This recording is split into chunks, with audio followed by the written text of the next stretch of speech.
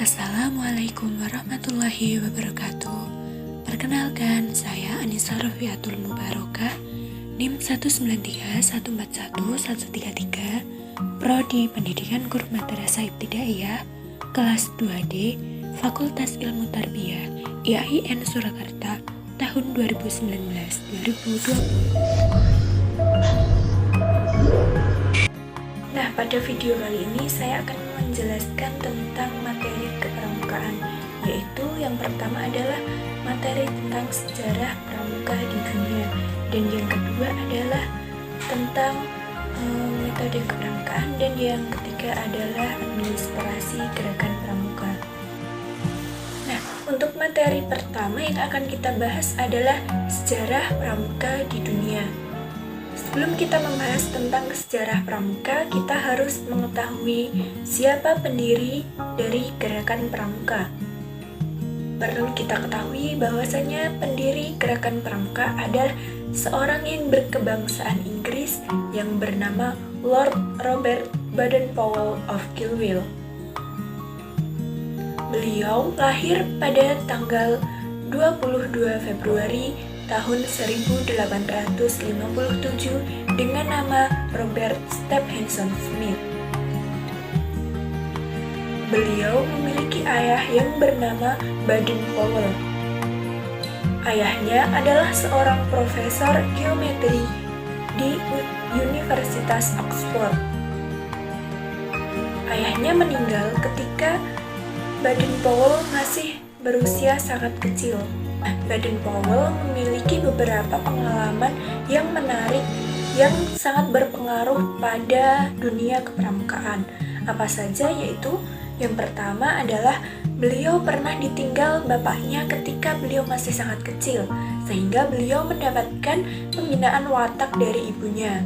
Dan yang kedua adalah beliau mendapatkan keterampilan seperti keterampilan berlayar, berenang, dan keterampilan berkemah dari kakaknya. Beliau memiliki sifat yang sangat cerdas, gembira, lucu, suka bermain musik, bersandiwara, dan suka menggambar, sehingga beliau sangat disukai oleh temannya. Selanjutnya adalah beliau memiliki pengalaman di India sebagai pembantu seorang letnan. Beliau pernah terkepung bangsa besar di kota Mafeking, Afrika Selatan selama 127 hari, dan selama itu beliau mengalami kekurangan makanan. Beliau juga memiliki pengalaman dalam mengalahkan kerajaan Zulu di Afrika, dan beliau berhasil mengambil kalung manik kayu milik raja di Nizulu. Nah, selanjutnya kita masuk kepada pembahasan sejarah pramuka di dunia.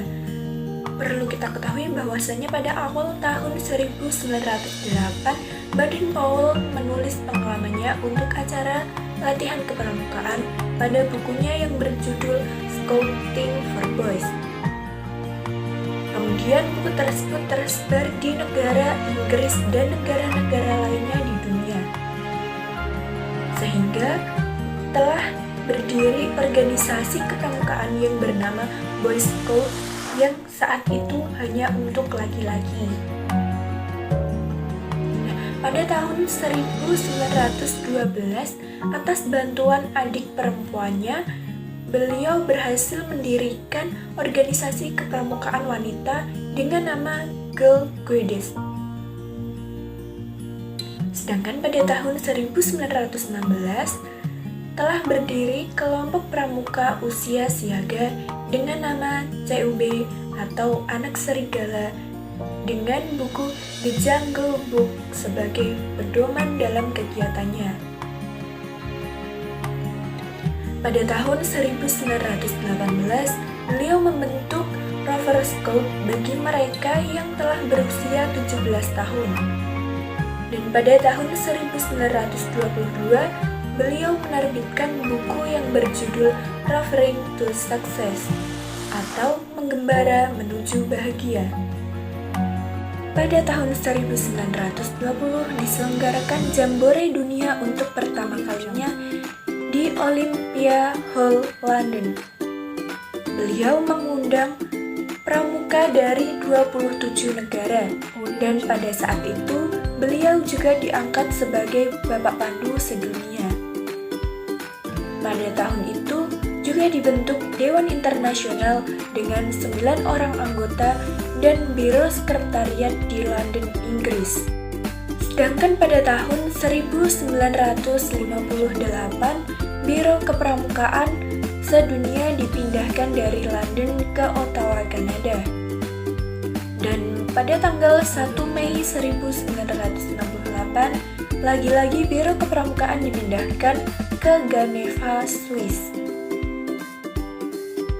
Nah, setiap organisasi di dunia sudah pasti memiliki program kegiatan yang dilaksanakan secara rutin dan diikuti oleh para anggota-anggotanya.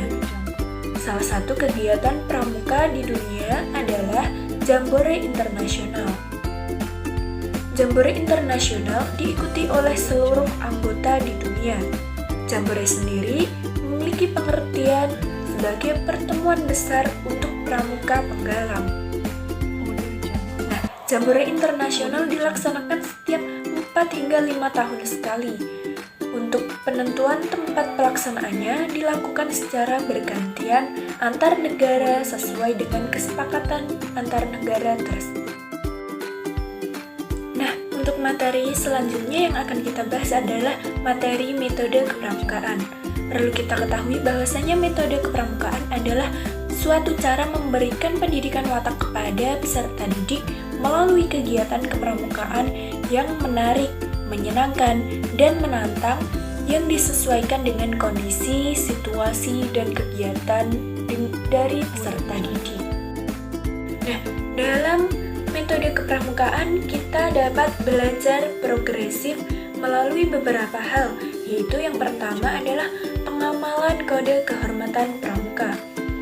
Kode kehormatan dapat dilaksanakan dengan beberapa hal, yaitu dengan menjalankan ibadah menurut agama dan kepercayaan masing-masing. Selanjutnya, dapat juga membina kesadaran berbangsa dan bernegara. Yang selanjutnya adalah memiliki sikap kesadaran berbangsa dan bernegara. Yang kedua adalah belajar sambil melakukan.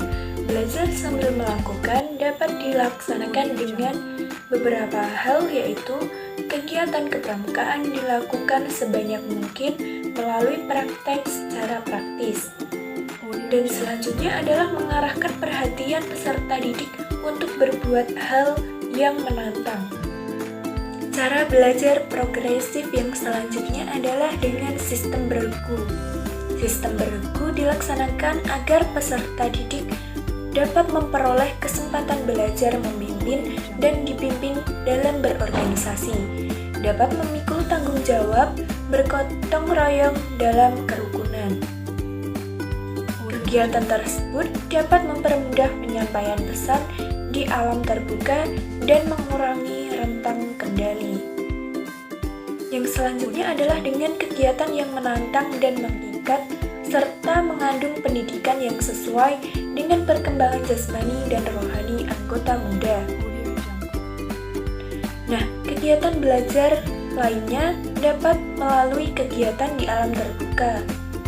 Kegiatan di alam terbuka mengembangkan kemampuan diri mengatasi tantangan yang akan dihadapi. Peserta didik dapat menyadari bahwa tidak ada sesuatu yang berlebihan serta membina kerjasama dan rasa memiliki. Nah, untuk pelaksanaan metode kepramukaan dalam suatu kegiatan pramuka dapat dilaksanakan dengan pelaksanaan prinsip dasar kepramukaan, sehingga dalam penerapan atau penggunaan metode kepramukaan dapat selalu dijiwai oleh prinsip dasar kepramukaan. Nah, untuk materi yang terakhir adalah materi tentang administrasi gerakan pramuka.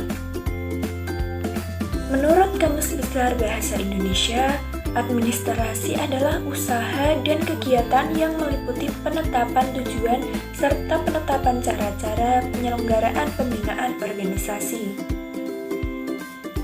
Fungsi dari administrasi gerakan pramuka ada dua, yaitu yang pertama untuk melaksanakan pengawasan terhadap semua pekerjaan yang harus dilakukan menurut ketentuan. Dan yang kedua adalah sebagai pedoman pokok, yaitu pedoman pokok yang harus dilaksanakan untuk ditetapkan di lingkungan organisasi gerakan pramuka.